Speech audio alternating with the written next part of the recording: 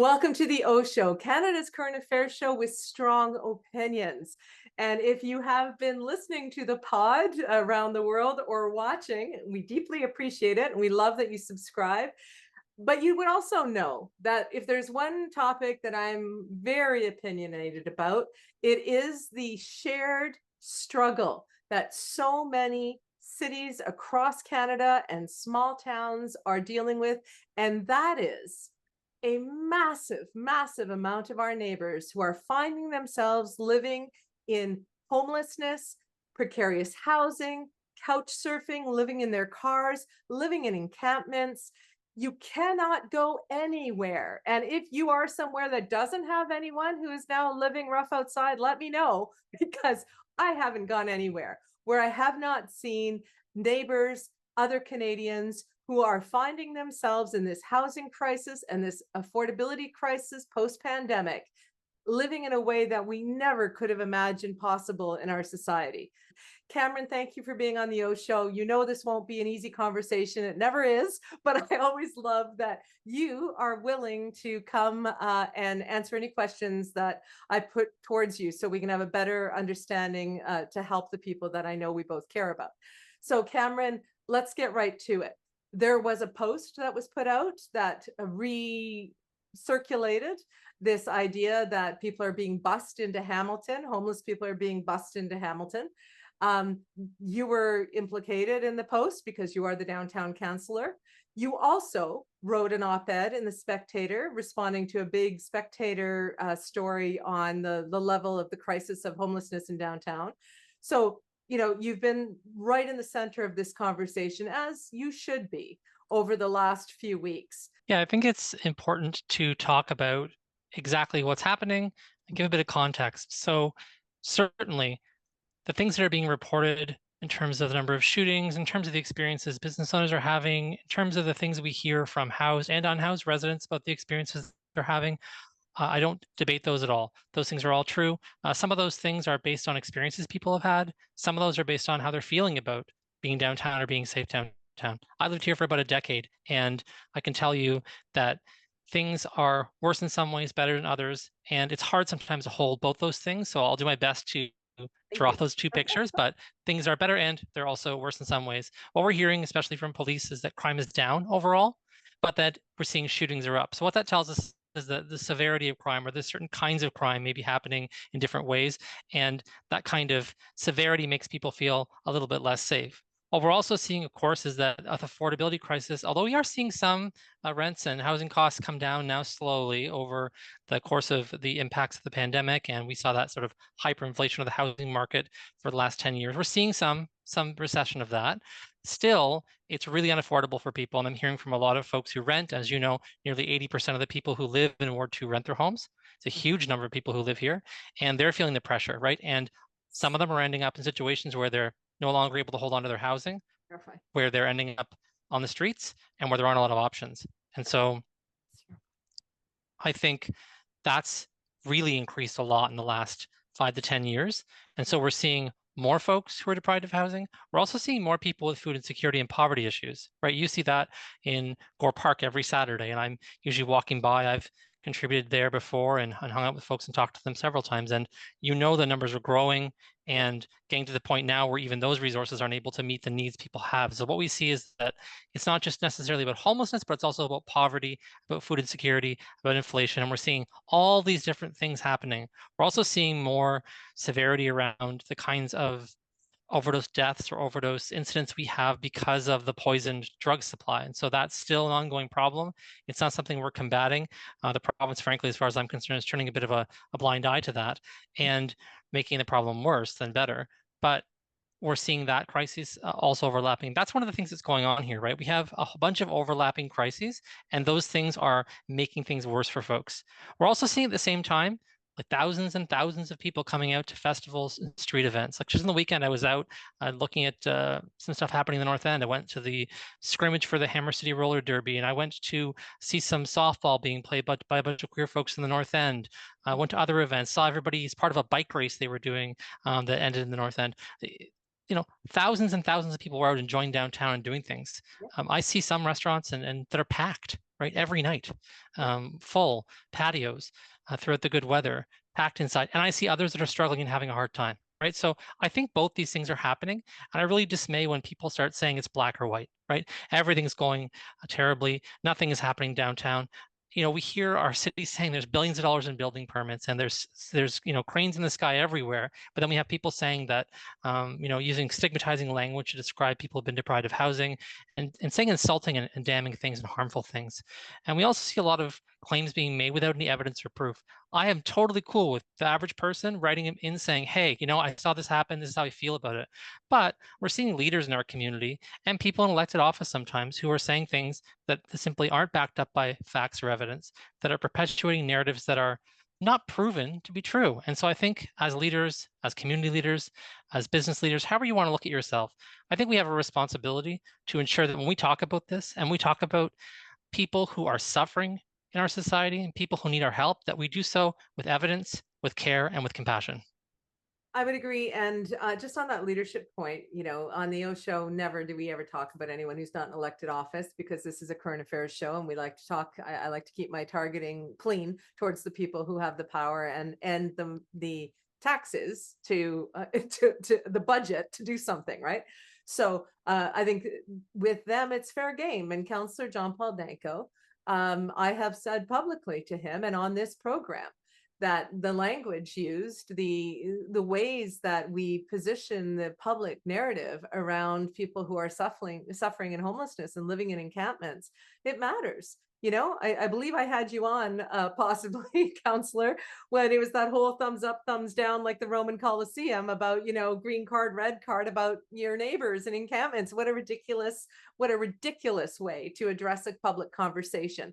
It's much more complicated and nuanced as you laid out. Now, Elizabeth May was on the program a little while ago, the Green Party leader nationally, and she was talking about the poly-crisis world that we're living in. But she also shared something that I think is brilliant and hopeful. And I say this because our last OShow scandal panel, we had people who couldn't listen through the whole thing because there's so many problems, right? So I want to make sure that we're bringing in some of these hopeful concepts.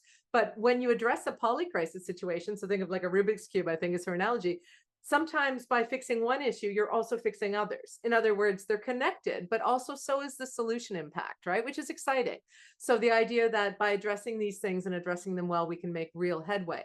Last thing on that whole narrative thing around leadership, whether you're a business leader, community leader, whatever, we have a responsibility because people take our words with more weight. So when people post anecdotal conversations or impressions about homelessness, I see a lot of them. Sometimes they're rather harsh and not always accurate. That's okay, because people are expressing themselves and it's a complex situation. They have high emotions about it, myself included. When you are a leader, though, and you speak with some heft or you have some access to power and influence, you really, really have to understand that those messages not only create a permission structure for other people to maybe believe things that might not be backed up by evidence, but also the tone and tenor of how we talk about people gets back to them. And I can tell you that because I talk to hundreds of them every Saturday. And one other thing that I just want to mention, and I'm glad you made the distinction, when we see massive food lines, it doesn't mean that everyone in that line is currently living on the street. I met a woman who was pregnant and couldn't get a shelter and had a 1-year-old and was couch surfing, right?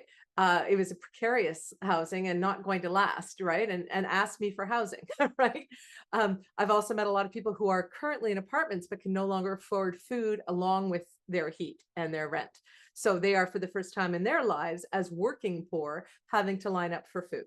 So I think it's important to everyone who's listening and watching this podcast, you don't need to try to judge people by their visuals. You don't need to say that because they drive away in a car, they also have a house. Some people live in their cars. The point is to stand in a food line on a Saturday when you'd rather be anywhere else, like with your family, doing whatever else people do on Saturdays, especially around people who are at high risk and at high need, is not easy to do even as volunteers. So believe me, people don't wait for 5 hours in the rain and the cold in those lines unless there's a real reason for it. Now, having said all of that, my piece, Cam, What is the city doing? You've laid out the fact that, yeah, I mean, I was out for dinner on Augusta. It's booming. I love it. I'm so happy. I've always gone to Augusta and I've been waiting for this kind of action, right?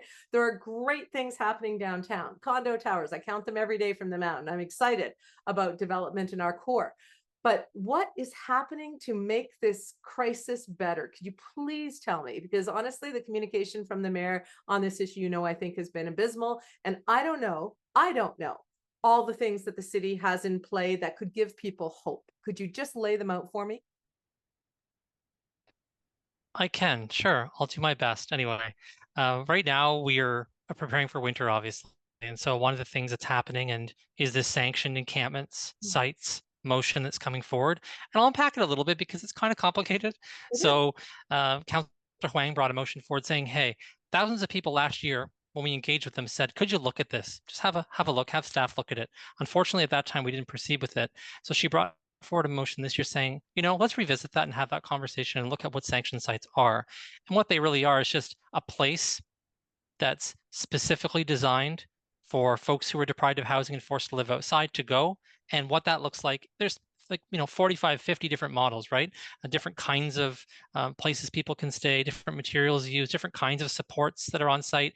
And right now we're waiting for the report from staff, which should be out tomorrow, I believe, and then available for discussion on September 18th, where we're going to get into that. And that partly was the mayor's directive to issue that report after Councillor Huang had done it. And I'll be very frank with you, I haven't spoken to the mayor about this at all. I don't really know what the mayor's directive is in detail. I don't know what she's been doing behind the scenes with staff to advocate for this and come up with a model. And so unfortunately on that, I don't have a lot, but that's what she's saying. She's doing with her strong mayor powers is she's taking charge of the situation and she's trying to direct these services to be in place before winter. Of course, the city has a ton of other things we do during the winter. Right? We have winter warming buses. We have locations where we offer warming centers throughout the winter, and we're improving those services every year as we build those into our budget. On a bigger scale, we did something I think is really important, actually. We started in the last term of council, and good for them for starting it, something called the Housing Secretariat. And I don't want to get into a sort of word salad about it because I think it can get really clumsy really quickly, right? But essentially what's happening is we've got a housing group that's come together. They got a roadmap. And what they're doing is they're acquiring buildings or making plans to acquire buildings, I should say. So developing a fund. We're actually pulling money from our budget, developing a fund to acquire buildings. What does that mean? Who cares? It means we're trying to reduce costs for affordable housing. To build a new unit right now costs between $550,000 and $600,000 to build a deeply affordable housing unit. That's not a very affordable price for a city for one unit. We get into the billions of dollars pretty quickly. And so what we do when we acquire something, though, is you can acquire them at a third of the cost. When you repair or units that are damaged that are already affordable housing, you can do it sometimes at as low as $12,000, right, on average. And that's what we did last year. And that's coming online this November. We finished the 500 plus repairs to those City Housing Hamilton units. And that came in, I think, at around about $12,000 a unit to do those repairs across the whole system. And we're on schedule and on time with a few delays from the cybersecurity thing. But we're on time to delivering those 500 units back to people, and people are already moving in. So that's positive and that's good. But there's such a lot of pressure on that system right now that I think people's expectations are, well, can't you just go to the street and grab someone and move them in? It's like, no, that's not how it works. There's 8,000 people about plus on a combined sets of wait lists that exist in the city. And we know that not all the housing offered through City Housing Hamilton, in fact, I think almost none of it is supportive housing. So you can't just ask someone to come from the street and live there. You have to have the support. So that housing won't necessarily address that direct issue, but what it will do is will help create relieve pressure in the whole system overall so that at the other side of it, we're getting more people hopefully transitioning from shelters into housing and so on, right? I know the city is really actively trying to get more shelter providers to step up, but there's a big gap there right now because shelter providers are stretched to the max. They're having a hard time finding staff. It's hard to pay them because the funding from the province and the federal government isn't hefty enough to pay people adequate wages, and they don't have the capacity to be expanding, and taking up things and buying pieces of land. And so the city can help and it's part of its strategy. It's also making sure we use city land properly. You saw that last year with the Stony Creek parking lots. We're talking about how to use affordable housing to build affordable housing on city land, I should say, and that's something the city's doing. So we're doing a bunch of things. Unfortunately, the problem is it takes time to do these things and move these things because we're doing it with limited resources, right? If we had the billions of dollars that are available from other levels of government, we could move more quickly. So we don't. And so what we're doing right now, for instance, the number that comes to mind anyways, in 2023, our investments for housing and homelessness were more than the province and the federal government combined. We're on track this year to do even more. So that's kind of a bit of a picture of what the city is doing. So we heard from certain councillors over the years, provincial downloading forever and ever after the Harris thing, and that's true. The municipalities got stuck with this massive bill.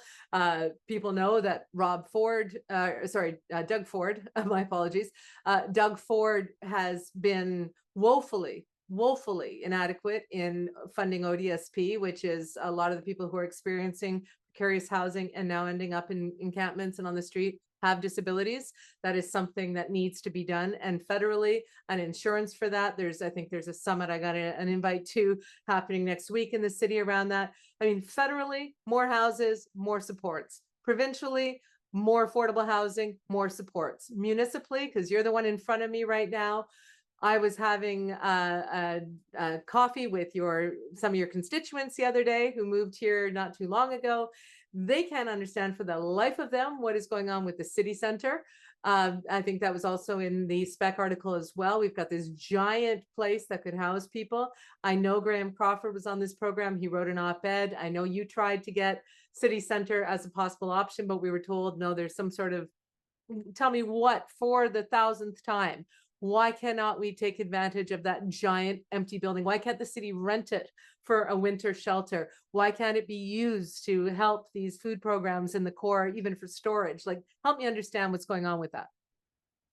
Yeah, I'll speak to that briefly, and then I'll talk to, I think, another thing people talk about all the time and give that both comparisons. I think it's important to talk about the Sir Johnny MacDonald School also, which people talk about quite a lot.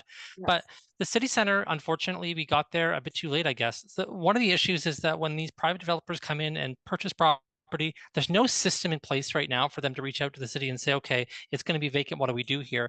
And unfortunately, what happened right away was they offered it up to folks in the police, and the police use it as kind of a training ground for whatever they were doing.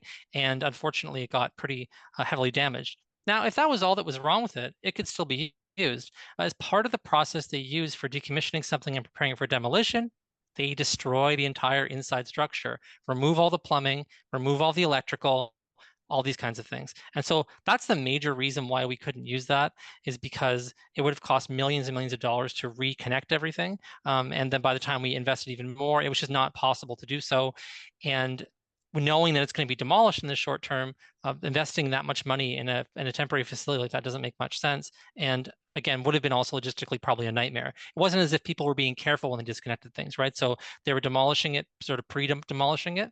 The other reason is, and it's something I think I had a discussion today with the downtown BIA about this, our perception or idea around where people can be housed is based on this notion that every building that's out there can be designed and used kind of to go as housing. Because there's a space, we can house people in it. And we tried doing that with the First Ontario Centre in, I think 2020 or 2021, and found that pretty quickly found that it's not really suitable for housing. We have to meet some basic human dignity points.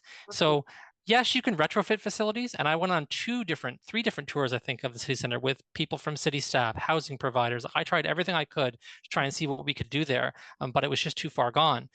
Sir Johnny MacDonald School is another example of a building that sat there not doing anything, and people get frustrated all the time. Do you know, I learned 4 proposals from the school board, local school board, to the provincial government were put forward, and they rejected all 4 of them. Recently, when we went to AMO to talk to ministers, it was part of our delegation to speak about Sir Johnny MacDonald, and we got no reaction. And so I'll be following up with them now that we've had that conversation again to say, okay, if you don't like our proposal, what do you got? You know, how can you help us to ensure that we're going to be able to use this property for the best purposes of the community? And my 2 cents on that are, look, it's the largest piece of land that's available for, sale or development in the downtown core in this kind of area. And I think, frankly, that's the reason why nothing's been done with it. I do think that this current provincial government does know about it. They've said so. They are aware of the concerns. They know about our affordable housing crisis. And I do think, unfortunately, they see that, like a lot of others would, as a huge asset. And they may have other plans for it in terms of commercial enterprises, things like that. We're seeing MZOs being put in now, ministerial zoning orders, where they just come in and say, this is what you're doing with this piece of land. So it wouldn't surprise I'll me be if shocked if that's not that happened. I'll be shocked if that's not going to be the casino as part of the entertainment district, but it's I have according no idea, but yeah. so I can't know what's in that secret deal. I'm just saying, I think I often feel as though there are casinos that are a part of the greater scheme, but that's my own personal theory on all of it. And from people who wanted to have a casino there for years, as we know. Okay, so that being said, Councillor, you've addressed two of the conversations that come up all the time. I want to address the one about people bussing in, and Chris Earl did it better than you or I ever could, because people, I'm going to put it in the show notes, people, I'll post it separately as well. He wrote an article about the history of that rumor. It has been a rumor that has been used by various communities at various times for various political reasons. And I can tell you from the people that I talk to every single week, they live locally, like very hyper locally, right? Whether they're on the street or in apartments, we know this. Are there sometimes people who come from other cities? Do people, as I interviewed the Skid Row CEO, moved to Vancouver from a small Ontario town, ended up in their drug scene on the street? Sure, there's always going to be mobility, but we have, as Chris Earl said in the article, we have mobility rights in this country. You're allowed to move around, you know, and wherever you are in Canada, you're a Canadian and you get to be served. So I just want people who are hearing those rumors, they're old rumors, to steal a Kamala Harris line, tired old, same old stuff. It's got nothing to do with our need as a community to ensure that people are getting into deeply supportive and affordable housing as soon as possible. So when you talk about the 8,000 people on that waiting list, Cam, it's been that way since I moved here. That list doesn't seem to have ever gotten any shorter from any conversations I can recall over the last 20 years, which is, really, Chad Collins, current MP, that's on him. He was the head of city housing for years and years and years. The Old Guard Council. I can't take a word out of Tom Jackson's mouth seriously when he talks about not what he'll support encampment protocols if there's no encampments on the mountain. Let me tell you, there are encampments within eye line of my house on the mountain in Tom Jackson's ward. I don't know what the hell he's talking about. He's been there for 30 years. I can't take it seriously anymore. We need serious leaders with serious solutions who are learning best practices from elsewhere and putting the compassion necessary in this crisis. But we're talking about that's affordable housing, as you said, getting from the street, which often takes multiple tries. For some people, getting out of addiction, for those who do suffer with drug use or drug poisoning, those injection sites with those safe consumption sites were a first step for many of them on their path out of their crisis.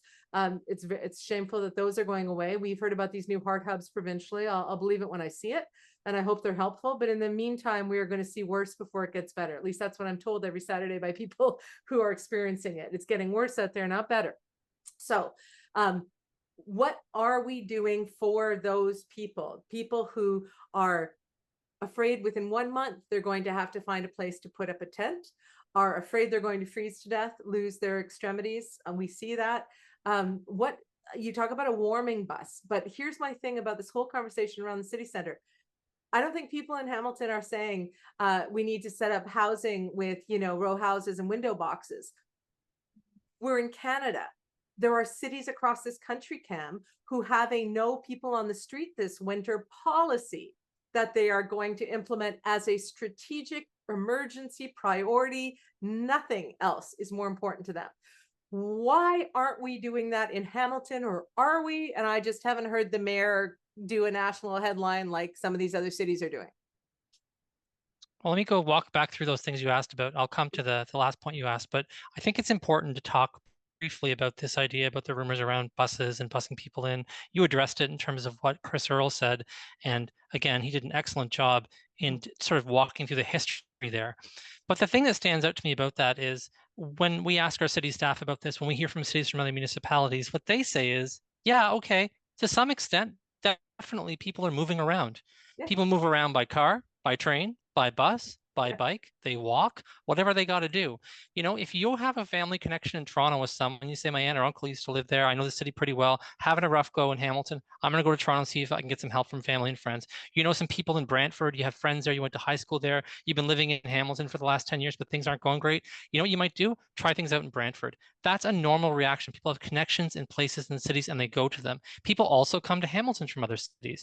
Every city around, and there's been news lately from London, Guelph, Ottawa saying, yeah, this is happening. We're hearing these rumors here too, right? So do people move around? They sure do.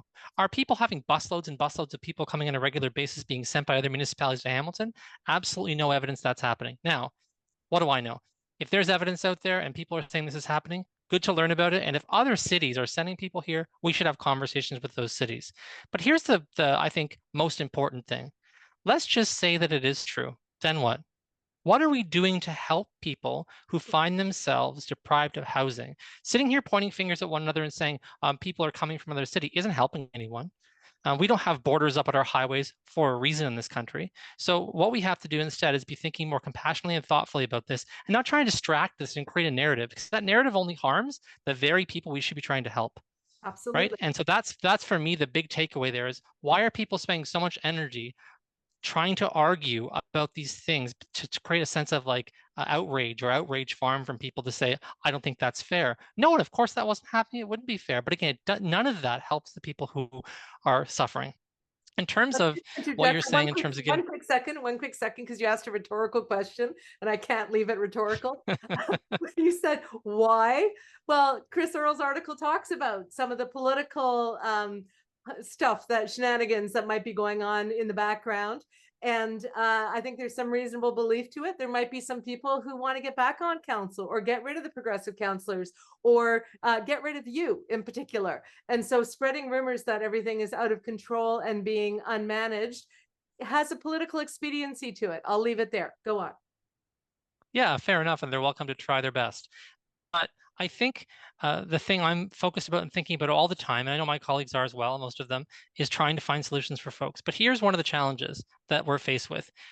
I know that outside of Hamilton, and when I spoke to people at the conference recently with many other Ontario councillors that I attended on behalf of the city, there's a perception that we're a progressive city. And in lots of ways, when you think of that word progressive, it does make sense, right? We're looking at trying to do things that um, are justice oriented. You'll find things in Hamilton you won't find elsewhere. We're the place with the very first ever shelter for women facing domestic abuse. Like, we're the city that did that. So there's lots of things that we've done that are, I guess you call them progressive, but our council's not necessarily a progressive council. There might be a larger group of progressive councillors on our council than other ones, but it's certainly not the majority. And that's what you need to make these decisions. And unfortunately, that's, I think, where we're struggling in some of this. I've been long saying, publicly and otherwise, look, if we have recreation assets, turn those into community hubs for warming in the winter. If we have gymnasiums that are available, turn them into community hubs in the winter. Do whatever we need to do. But there's a tension, and unfortunately, the majority in council, I don't think, would support, quote unquote, as some people would say, turning our community centers into shelters. Look, our entire outside is a shelter right now. I'm not sure if maybe it's that people don't recognize the issue because they don't spend times in wards 2 and 3 where the most encampments are, or simply that they're just not interested in doing this and just want to turn away from it. I think that's a lot of it, is that what we're seeing a reaction from people. And again, I understand why.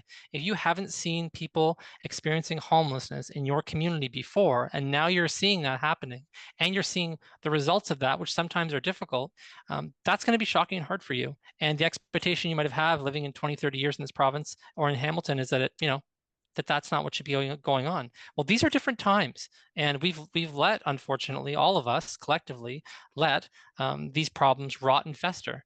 And you mentioned those heart hubs. Look, experts are doing a really great job. There's a wonderful article in the Hamilton Spectator today about this, which I shared, talking about the evidence and the facts around why closing down supervised consumption sites is going to lead to people's deaths. You know, I tell you, 30 years ago, when the government said we're going to stop building affordable housing, when the governments at the time said we're going to stop providing mental health support and close down the institutions that are around to help people, experts lined up and penned op-ed after op-ed. They lobbied, they showed up, they wrote letters, they did whatever they could. And guess what the government at the time did? Steamrolled them right over with a bunch of political nonsense. Same thing's happening now. They're talking about doing these heart hubs. Very clever wording, that they care for communities. They're going to make things worse. If the person who is using drugs safely at a supervised consumption site now has nowhere to use those drugs, they're going to use them in the street. In the very places the conservatives are saying that in the parks, in the public spaces, on our sidewalks, out everywhere because they're going to have nowhere else to go. They're going to make the problem worse. And what's happening, unfortunately, in our province is that. And we're seeing some local councillors who are feeding into that energy and who are supporting those kinds of things and who are trying to turn the narrative in that way, which isn't supportive or helpful. And I think that's the big struggle we're having across Ontario, but also in some of our cities. There are solutions out there, Laura. There are things that we can be doing. And I do feel some positivity and hope, by the way, that we are moving in the right direction, because I think we came into a council without an encampment protocol. People say, oh, this encampment protocol is terrible. You know what was worse? Nothing. Right. Because that situation meant every Ward 2 park at 10 Senate and everywhere across the city, people were being moved and chased around the parks. We know when you chase people around and use heavy-handed approach that they get harmed or they die. So that was a really terrible situation for everybody, people who were living beside parks and people who were forced to live in them. Now we have something that says, okay, you kind of can't be here, but you could be here. We have some stability. Now an outreach worker knows where to find someone, right? They say, oh, okay, well, there aren't any tents permitted perhaps in, we'll say, Durand Park or Central Park or Beasley Park, but you know where there are some permitted over here in another park like Bayfront. Okay, I know I'm going to be able to find this person predictably. Turns out we do have a lead on a shelter space for them they've been looking for, or we do have a lead on housing. I'm going to reach out to that person and help them. And we are seeing some of those connections being made, because you know what? When you have that opportunity to find someone housing, you can't be waiting around to maybe see them 2 weeks from now. It's going to happen now or never. And you have to find predictable places to find them. So the sanctioned sites thing is also trying to push us in that direction by saying, look, there's some predictability here. So what I hear from people is there's lots of struggles, but things are getting better. And I think the city is trying to do what it can to manage these crises. That's what I'm going to continue to say on this subject is that's the position we are going to be in for the long haul, is managing the crises. Yes, I think we need to be doing more innovative solutions. Another problem with that, unfortunately, is the partnership agreements that we need to have with providers. I think that people think the city runs all the shelters here. Nah, we have partners for that. We have housing providers, shelter providers, all kinds of folks. And you saw what happened with HAT. It's not to bring up, that from last year or the year before, but what I think you saw happening there was that we tried to work with a provider, right? A person who wanted to provide that thing, and it didn't work out. And now they're talking about looking into private things, other kinds of things, but nothing has come of it. That should tell everybody that even if you, yeah. I gotta stop you there. Well, I gotta sure. stop there, because not everyone pays attention to this every single second of the day, like I think we do. But the HATS project, finally, there was a pilot, a location. Gonna give it a try, maybe give 50 people the chance to get through the winter with a roof over their head. I'm trying not to swear, Councillor, out of respect for you and your public office. But it wasn't just that it didn't work out, that they just couldn't figure it out after 3 years of incredible effort and multiple presentations to council that keep treating them like they were an imposition. It was the fact that there were some people in this community who consider themselves leaders, who made it public that they didn't like to see it. And that shut it down. Let's just be honest, right? There was threats made. There were public sessions. Yeah, there were. You couldn't even attend a public session because of death threats, as the mayor as well received threats, credible threats. You were told not to go. So I just don't want people. Oh yeah, that had an impact for sure, Laura. Yep. A huge impact. So you know what, this rhetoric out there, this rhetoric where it's like, no, I don't want to look at it. No, it's not what's meant for this neighborhood. No, this isn't where it's going to go. No, these aren't even people from Hamilton. They're being bussed in. This rhetoric is harmful. And I said it yesterday on Twitter, I think to Margaret Skimba, and I'll say it again. I will never forget the people who were involved in shutting down just a simple pilot to see if we could help these folks. I'll never forget it. I don't forget it every time I talk to someone. I talked to a young man the other day who told me, I said, how are you doing? And he goes, well, realistically, I'll probably be dead in 2 years because I'm living on the streets in Hamilton. That's what he told me. And he'd kind of given up. And that is heartbreaking, Cam. And so when I hear people say there's 100 different reasons why something can't happen, even in a pilot, to help these people because it's inconvenient or it might affect some sort of commercial interest, it makes me sick. And when people die this winter, I will not forget everyone involved in all of these narratives and rumors for political reasons or commercial reasons. I mean, just check yourself, folks. Check yourself against the humanity. And I want to just share one quick story with you on a positive note. Somebody I know decided to bring some food to an encampment in Ward 6, right? just people now living multiple tents. It's not just downtown, folks. You can't keep counselors on the mountain trying to push people downtown. People are homeless where they're homeless. And so there's an encampment. This person brought food, hung it in a tree because they weren't there at the moment, wanted to make sure that the fresh groceries from the backyard were fine. Another person in a nice car saw the nice car this person was driving and said, "What are you doing here? Like, why would someone like you be bringing food to these people?" And the person said, "Well, you know what? They're in our neighborhood, they're our neighbors, and I have tons of tomatoes in the back garden, and I would really like my neighbors to share in the harvest." And this other person said, "That changes how I see this. I'm going to make sure that my family shares our harvest as well with our neighbors." I don't want to get emotional, but right? So for people who are out there buying into, as my daughter said, it's easier to think that homeless people are somehow part of a problem or a conspiracy, because then you don't have to help them. But when you realize they're your neighbors, it changes the conversation and the approach. So I just It hope, does. I Yep. hope people listen to that and understand that, right? They are your Yeah. neighbors. They are, and they are all of our neighbors. I think some people find that language hard to understand, but they're people who live near us. That's the definition of the word neighbor. I'll say something else I think that's hopeful here is right in this moment, I know that there's a lot of dark stuff happening and people are having a hard time seeing ahead, lots of, especially politically. One thing we don't talk about enough, I think, and I think it's a very joyful thing for me, and I'm very lucky, is we look at the representation that we have in downtown Hamilton, where we are seeing a lot of these issues.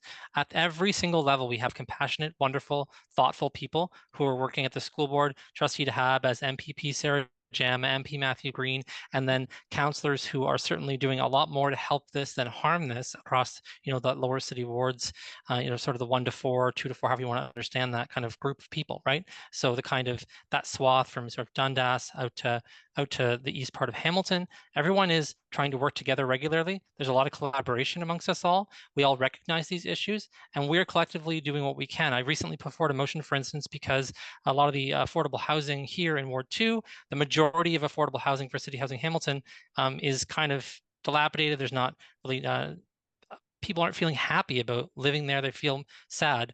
So we're spending almost $1 million to try and update some of those facilities. I think something like 6 or 7 different buildings we're putting in things to make them feel like their homes matter to them, because that's also a part of this, right? Is if you're living on the streets and you're looking ahead to the housing you might have, and that housing seems grim to you, it's not going to make you encouraged to follow through and want to do things if you feel like it's just going to be worse. So the whole continuum has to be supported. I see other counselors doing the same stuff, right? So I know that there's individual things we can do, but you're right. We need to have a more collective and collaborative approach to this. We're not there, unfortunately, I don't think. I think there is a pretty hard division between counselors on this council about the kinds of things to do. We've seen some tie votes here that were really hard to see. And I think as we start thinking about how to govern and be good municipal leaders, someone around here is going to have to, and I've voiced my support for this, figure out how to get an odd number of people on this council, whether it's 15 or 17 people, so we can start having some non-tie-breaking decisions, some move things forward, not stall them. When Indigenous communities come forward and ask for representation and it dies on a tie, what does that say to our community, especially a community where they're overrepresented as part of our homeless population, right? What does that say to people when they're asking for a seat, they're asking to participate, and it dies on a tie? It tells us that our democracy is broken in some ways, and that's not nice to hear. But again, I'll say to you, I do see hopeful things happening. I do see a lot of better happening downtown. I do see a lot of resilience in communities here, and we're seeing more people than ever come here, participate in what's happening here. And we are seeing some people frustrated, upset, wanting to leave here. And we're a city in transition. I'm not going to say too much about all the different things that are going on here. I'll say LRT just in this one sentence as I say it, just say that there's lots of different transitional projects going on in our city. And when you're in this transitional period, we all have to hold ourselves in that space that we're accepting both things at the same time. It's not black and white, it's gray. And it's hard to live in the gray. As we all know, it's a beautiful blue sky day today. We all want to be in that space, right? It's hard to live through the grayness of winter, but that's what a transition is like. What I'm really heartened by is the resilience of downtown Hamiltonians. I just have never met a community like this who supports one another when something is going wrong. We have thousands and thousands of people who are suffering in our community across the city. And in the downtown, you can see people showing up, handing out food, helping people, stopping by, supporting folks, doing outreach. And you know that there's a caring community of elected representatives in this community who are trying everything they can do, whether or not they have the majority power, whether or not they're in government, whether or not their colleagues support them. We're doing everything we can to support the people who live here, and I'll keep doing that. And I think that the downtown councillors that you mentioned, and I had Maureen and Narinder both on the OShow, and I did bring up the issue of the encampment in front of City Hall around that Stony Creek debate, and one of them used the term, well, it was optics or it was PR, and I pushed back on that because these were people who literally thought that by being in front of City Hall, someone was going to see them and help them, and so I hope going forward we lose those ideas of optics and politics and just help people. Like I think we need to clear some cobwebs. I also think that the people in downtown, the councillors, you've been on the front lines of this much more so than up on the mountain. And that is because, as I've heard from people who were at that City Hall encampment who were going to get moved out, they can't just go into nowhere land because they need to panhandle to feed themselves. So they need to be around traffic, right? So that's why urban cores often you see more people in the desperate straits because they're trying to be near the highest level of foot traffic like any business would need if they were trying to get attention. So, I mean, there are realities that the downtown councillors have more experience with this. And I will say harshly to previous councils who had downtown councillors in those positions of power for a long time, you saw this coming. It's not just Alan Mike Harris, the father of homelessness, as they call him, and his downloading. You also haven't done a lot. So for anyone who wants to come back on council or, try to get rid of some of these councillors who are doing a good job or trying, you didn't do anything. So, you don't have the right to just waltz back in full of fear mongering and accusations. That's not going to fly. So, I mean, we need to, as a community, I like your concept of holding two ideas at the same time. It's incredibly difficult for people to do. But I really think, and I want to end on this, Cam, because we always talk longer than we say we're going to, but this is a big issue and there's a lot going on. I just want people to understand that how you speak about these things gives a permission structure for how we deal with these things. Back to my daughter at 14 saying, if you make it as though they're a problem or they're doing something wrong, it's easier not to see them and to help them. And so let's not get into that easy place of saying, well, they're on buses, or well, they're drug addicts, or well, they could be working, or all these other things that make it easier to look away, because they're not going away and they're going to be in your neighborhood next. And see them as the neighbors that need support. Fight like hell for your governments to do more municipally, which is why you're here. Provincially, Doug Ford, ODSP, I'm not even kidding. The difference that would make would be huge, along with affordable housing and keeping those safe consumption sites open to save lives immediately. And federally, we're coming into a federal election. We need more than just rhetoric and fear mongering and issue identification from Poilievre. And we need more than just promises from Trudeau or Singh or anyone else. We need to know exactly how they're going to prioritize the money to municipalities in order to start to deal with these problems on the ground. So Councillor Cameron Kroetsch, thank you again for being on the OShow. I appreciate that you went through the whole, there's a lot going on, but you know what, having a compassionate tone and openness to helping neighbors while we do all these practical, important things to make our neighborhoods safer and get the whole spectrum of housing from supportive all the way through to affordable, on getting all that stuff going and having the patience and the support to do that. All of it is a heavy lift for Hamilton and for Hamiltonians and for our listeners and viewers across Canada. But that's where we are. It is what it is. And we need to work together with some compassion and collaboration to fix it. Thanks so much for being on the OShow and for all of you for watching and subscribing. We love the conversation and we'll keep it going. Thanks, Cam. When you care about current affairs, it's on the OShow. And when you want to get clear what's going on here, it's on the OShow. If you like to stay in the know, tune yourself into the OShow. It's the OShow. Laura Babcock's the OShow. With a lot of great guests, she puts them to the test on the OShow. There's no doubt they'll be calling them out on the OShow. Stand for something or fall for it all. Ontario, hear the call on the OShow. It's a podcast, the OShow. Laura Babcock's the OShow. Stay informed with the OShow, OShow.